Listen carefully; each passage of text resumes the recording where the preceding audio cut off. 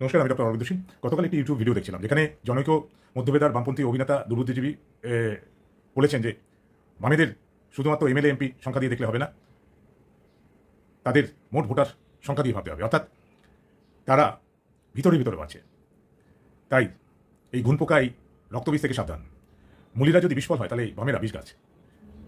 এই দুই আসরিক শক্তি, এদের থেকে সাবধান। বিজেপি এবং মুলিদের দৈরথে এই দ্বিতীয় আসরিক শক্তি ঘুরে দাঁড়ানোর চেষ্টা করছে।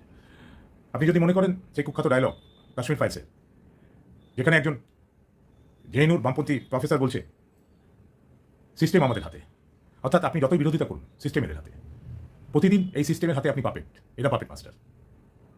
যেমন ধরুন, আমি অ্যাকিউট সায়াটিকা সিন্ড্রোমে শয্যাশায়ী, যেটা আসলে আমার একটি জিম ট্রমা থেকে অ্যাগ্রেভেট করে হয়েছে। খুব কষ্ট করে এই ভিডিওটা বসে করার চেষ্টা করছি, প্রচণ্ড যন্ত্রণার মধ্যে দিয়ে।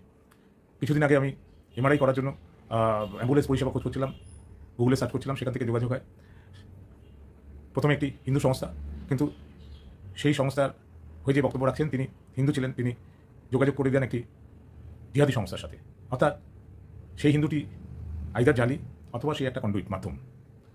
তো এর থেকে প্রমাণ হয় যে আস্তে আস্তে কীভাবে বাম ইসলামিক শক্তি সাধারণ পরিষেবা থেকে সমস্ত স্তরে আমাদের নিয়ন্ত্রক হয়ে বসেছে, সিস্টেম এদের হাতে চলে গেছে। আমরা যতই বিরোধিতা করি, আমরা দৈনন্দিন জীবনে এদের উপর ডিপেন্ডেন্ট। কাজের লোক, বাড়ির কাজের লোক, AC mechanic, vegetable vendor, ambulance পরিষেবা, সমস্ত ক্ষেত্রেই আমরা এদের উপর ডিপেন্ডেন্ট হয়ে যাচ্ছি। তাই আমাদের বিরোধিতা সঠিক করতে বিরোধিতা হয়ে উঠছে না। এদের চিহ্নিতকরণ করে এদের বর্জন করা দরকার, তবেই বিরোধিতা কার্যকরী হবে। আজকে আমরা দেখেছি যে নাসিক টিসিএসে, লেন্সকার্টে এই বাম ইসলামিক শক্তি এইচআরে বসে রয়েছে। এইচআর রিক্রুটমেন্ট করে, এমপ্লয়ীদের কন্ট্রোল করে। আর এমপ্লয়ি যারা সাধারণ মানুষ, চাকরি বাঁচানোর তাগিদে তাদের যা বলা হয় তাই করা হয়। তারা সেখানে ধর্মকে কম্প্রোমাইজ করতে বাধ্য হয়। তাদের যে কালচারাল বিহেভিয়ার, তাদের যে রাজনৈতিক মতাদর্শ, সেটা চাকরি বাঁচানোর জন্য কম্প্রোমাইজ করতে বাধ্য হয়। আর সেই ভয়কে কাজে লাগিয়ে এরা তাদের এজেন্ডা ফরওয়ার্ড করছে এই বাম ইসলামিক শক্তি। তারা তাদের মতাদর্শী বিশ্বাসী জেনজিদের সুবিধা দিচ্ছে, যাতে কিনা ভবিষ্যতে তারা সেই জেনজিকে মার্সেনারি হিসেবে ব্যবহার করতে পারে এই দেশের বিরুদ্ধে, হিন্দুদের বিরুদ্ধে। যেমন তিলোত্তমার সুবিচারের আন্দোলনে এরা সাধারণ মানুষকে আবেগকে ব্যবহার করে মতাদর্শের তকমা লাগিয়ে ক্রাউড ফান্ডিং করেছিল।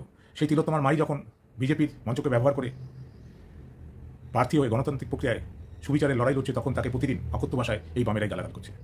তাই দৈনন্দিন জীবনে এই বাম ইসলামিক ঘুনপোকা রক্তবীজকে চিহ্নিতকরণ করুন, এদের পরিষেবাকে বর্জন করুন এবং এদের এজেন্ডাকে ব্যর্থ করুন। তাহলেই হবে সত্যিকারের প্রতিবাদ এবং প্রতিরোধ। ধন্যবাদ, এখানে শেষ করলাম। নমস্কার।